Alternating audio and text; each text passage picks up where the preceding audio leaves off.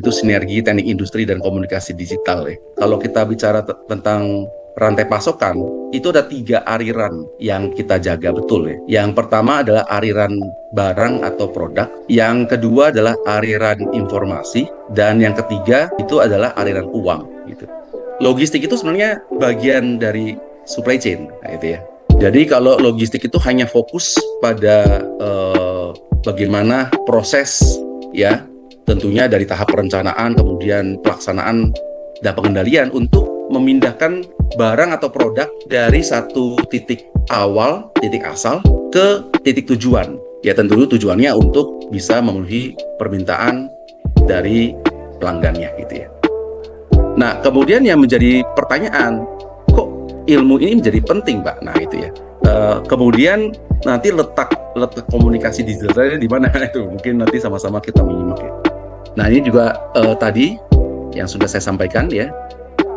Nah, ini slide-nya saya sengaja tunjukkan ya. Mungkin nanti ada yang pekerjaannya di bidang marketing gitu ya. Oke, nah kita tahu ya, sekarang kita nih masuk di era industri 4.0.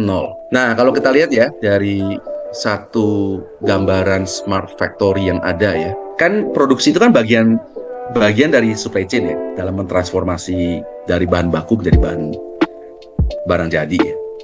Nah, ini mungkin sedikit flashback ya. Jadi kalau kita lihat nih, Google itu sebenarnya tahun 98. Nah, jadi memang kalau kita lihat ya, ini hanya digambarkan ya. Ini saya juga mengadaptasikannya dari, kebetulan ini promotor saya nih, Prof. Pujawan ini ya, Prof. Nyoman Pujawan ini. Mungkin ingin saya tambahkan, digitalisasi itu sebetulnya bukan hanya kita menggunakan teknologi digital atau mengkonversi data analog menjadi digital, tapi juga mengubah ya model bisnis, dan bisa juga akan menciptakan peluang ataupun nilai-nilai yang ada gitu ya. Ya jadi memang ada satu transformasi digital bisnis yang menjadi digital bisnis ya. Nah, kalau kita lihat kan di sini kan banyak sekali kan ya yang sekarang sudah kita yang bisa kita lihat ya. Ya, jadi mungkin nanti suatu saat kalian juga akan membuat platform baru ya mungkin ya. Saya pikir kita sebagai insan yang terdidik, kalian sebagai mahasiswa ya harus tetap berpikir positif ya. Jadi ini ada VUCA era ya, saya pikir mungkin di antara kalian sudah pernah mendengar ini ya. Kita memang masuk di era ini ya. Kita kan tidak tahu kondisi yang cepat sekali berkembang gitu ya. Kemarin ada tarif Trump gitu ya. Kemudian yang mempengaruhi global bisnis ya atau global supply chain. Kemudian juga kita tidak pernah tahu kemarin itu juga terjadi perang gitu ya di beberapa negara ya, Rusia dengan Ukraina, kemudian juga terakhir-terakhir berkembang gitu ya. Kemudian juga ini isu ya, jadi ada kompleksitas masalah global ya, jadi sebenarnya ya. Jadi kalau kemudian ini juga isu ya saya pikir ya.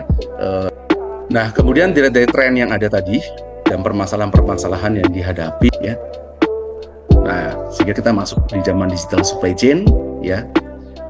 Nah, ini contoh ya, contoh perusahaan yang pernah menerapkan ya prediktif. Kemudian tentu kita tidak bisa memungkiri bahwa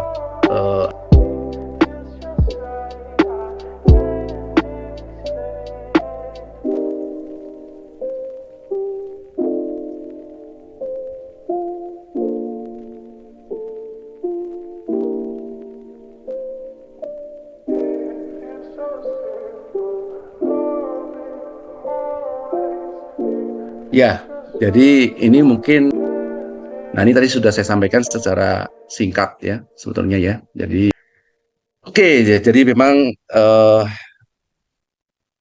mungkin pesan dari saya ya, ini juga menutupi